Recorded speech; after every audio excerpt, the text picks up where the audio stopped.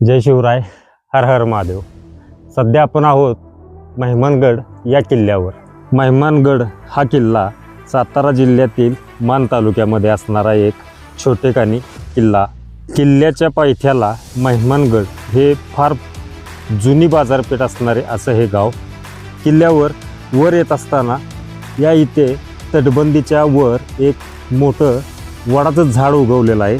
महादरवाजाच्या तटबंदीखाली आलं की थोडं डावीकडं या इथं पूर्ण अशी किल्ल्याची वर आपल्याला तटबंदी दिसू शकते आणि याच तटबंदीच्या खाली असणाऱ्या या कातळामध्ये पिण्याच्या पाण्याचं एक कोरीव असं छोटेखानी पाण्याचं टाकं या इथं आपल्याला दिसून येईल.